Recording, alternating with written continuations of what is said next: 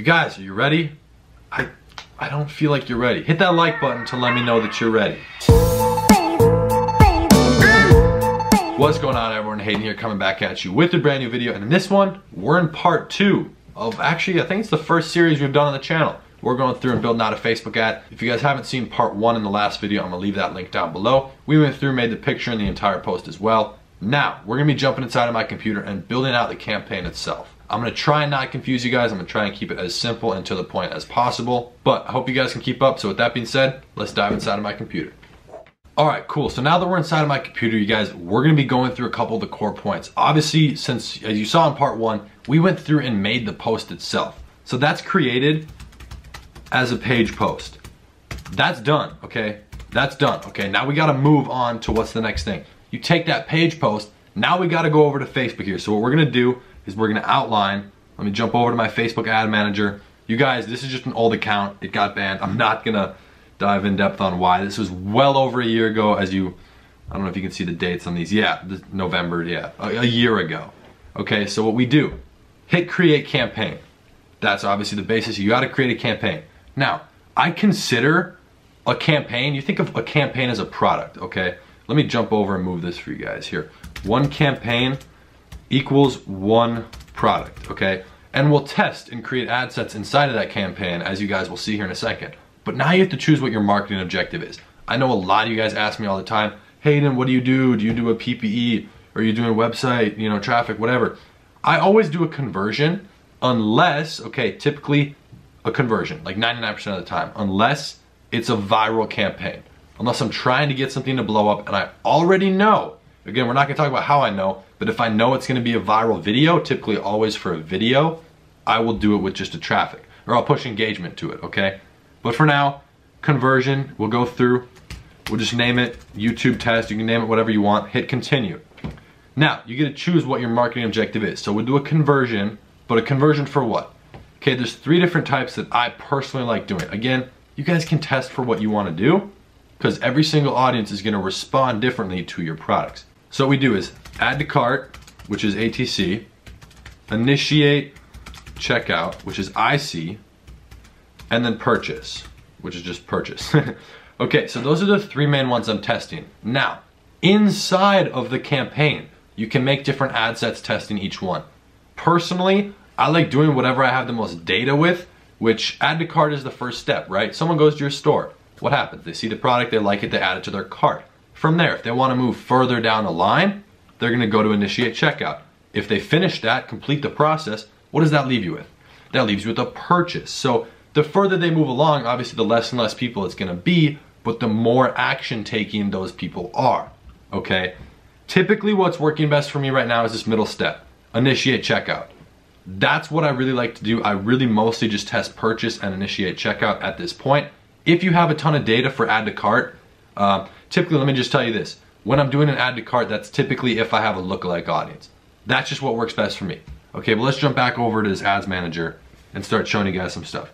So we'll select the conversion. Again, the pixel or nothing's set up. Oh man, this is an old clothing line I used to have. But okay, we'll do initiate checkout for this example because that's kind of what I would normally do. We're gonna go through and set this up. You scroll down. If you're using a lookalike audience, you guys, you can put that in right here. Custom audience, right? You can go over, you can exclude it, create new. You should already have that created. So if you want to do a lookalike audience, you can go do that. Inside of a campaign, like I said, right? One product equals one campaign.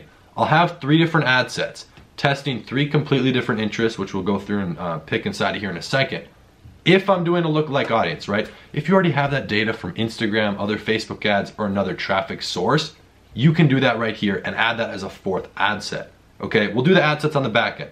I'm gonna explain that in a second, but I know a lot of you guys jump to comment, you know, what about this, what about that? Just watch the video, okay? We're gonna go through and cover all this. For age range, I always go broad. If you've watched any of the Facebook videos we've made on the channel, let me write this down for you guys. Go broad on the initial ad sets. Always, if I can even spell, Jesus. All right, always go broad on these initial ad sets, you guys. My goal with these is to get data, not necessarily make money. Let me give you a little reference, right? Let's just say you target 10 whatever, no unit of measure. Facebook is gonna spend your money fairly equally all throughout those 10. Not necessarily fairly equally, but it's gonna spend money in 10 different places. Now, typically only 2 or 3 of those is gonna actually bring you whatever results you get. Let's say you get 6 add to carts and 1 purchase. Odds are, those 6 add to carts and 1 purchase came from 2 or 3 of those places. So what's happening?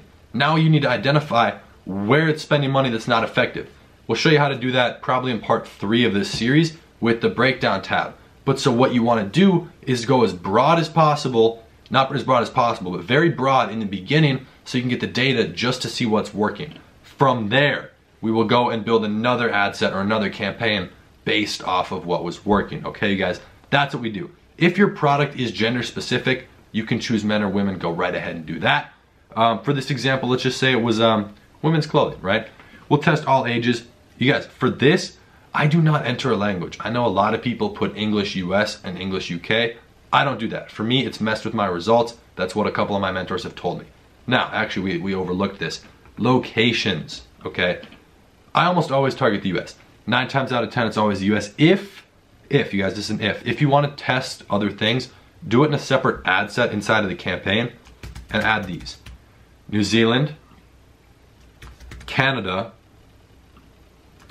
United Kingdom, and we gotta get it added. Australia. Not Austria, Australia.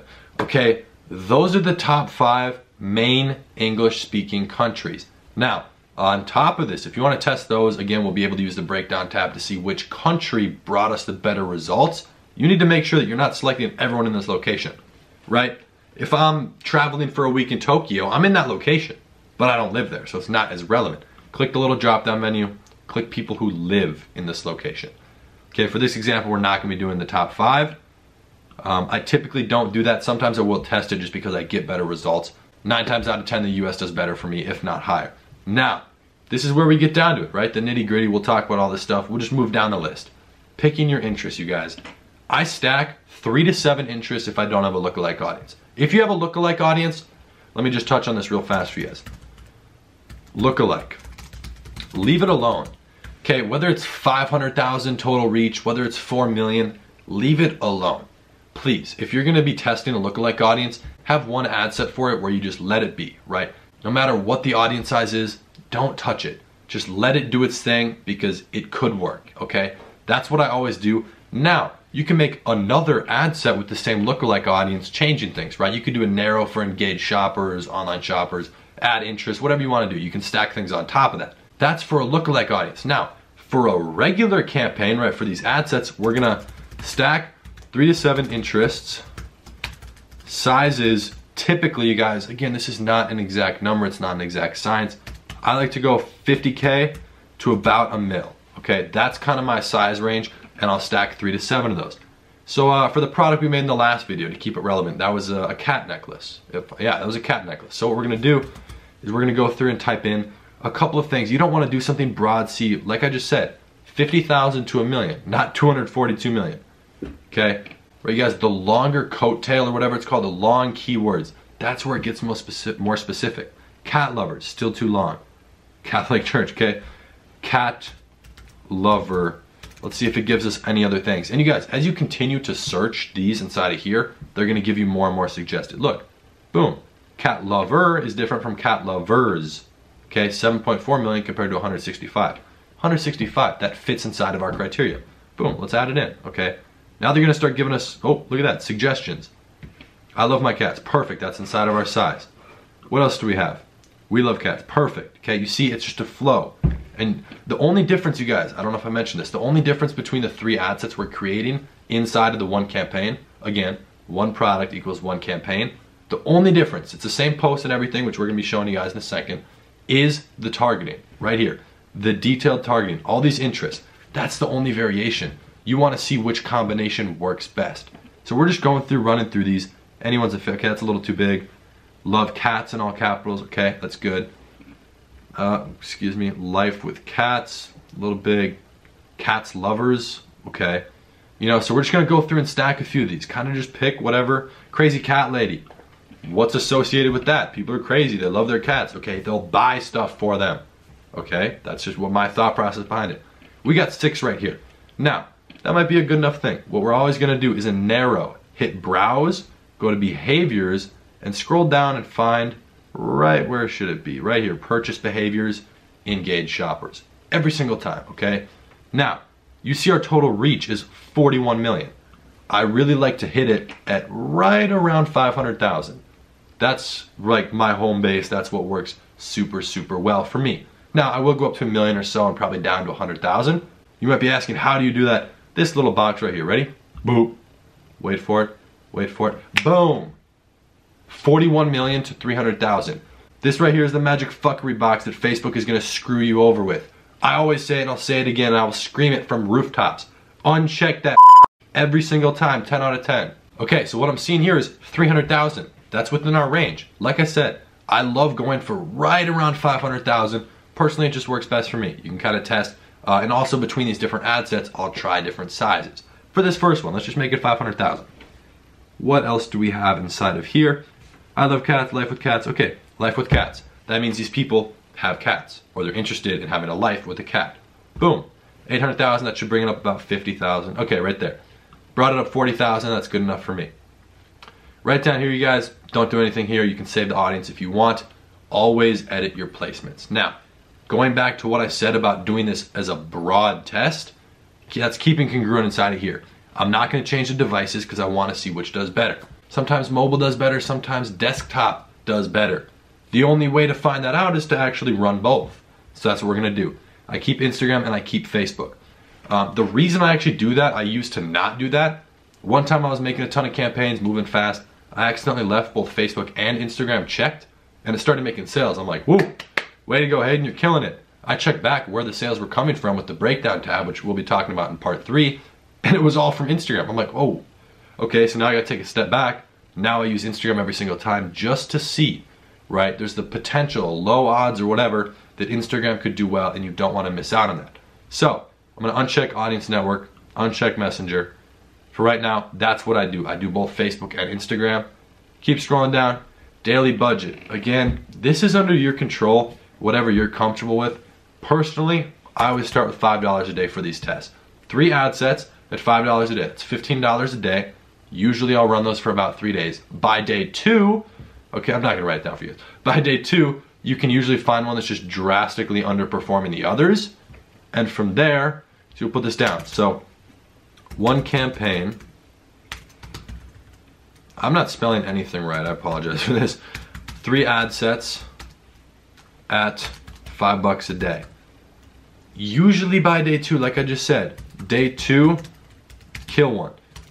It's just gonna be spending your money, okay? Realistically, there's one that's just drastically underperforming it, so cut it off, okay? Then out of those other 2 on day 2 or 3, you can start really looking at the breakdown tab and see what has been working specifically so that then you can build off of that. Again, the goal is not to make money inside of this, it's just to get the data to then build the ad sets and the campaigns that will make you money. So, if we keep going on in here, I know a lot of people say, you know, conversions, landing page.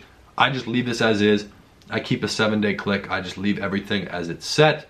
$5 a day. I'm not a big risk taker. That's what I do. Works best for me. Continue. All right, from here, you got to go through, select the page that you want to be running it on. And here's the key. We're not creating the post inside of here. If you guys saw part 1, again, it's linked down below if you haven't seen it yet. You don't want to be uploading an image. What this is going to do, if you put a picture inside of here, it's going to crop it down. Think about it like this. It's going to chop it in half horizontally. So it's super, super squished. It's not even squished. It just chops off half of it. Okay, but it's still as wide. So it really just chops off the entire picture, what you're trying to show, your text, whatever. So what we do, and this is why we created the page post in that last video, we hit use existing post. Then you just choose your page, go through, and you'll be able to select the page post. So I actually don't have it on here. We made it in a different old ad account.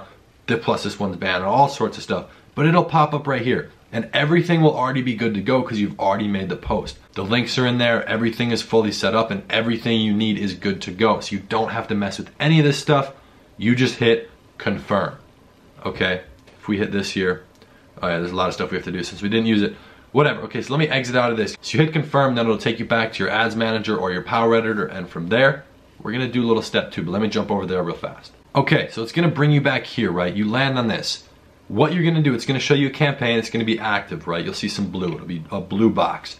From there, hit it so that it's highlighted right here. It says one selected next to campaigns. Go over to the ad set level. And what you're gonna do is you're actually gonna hover over this.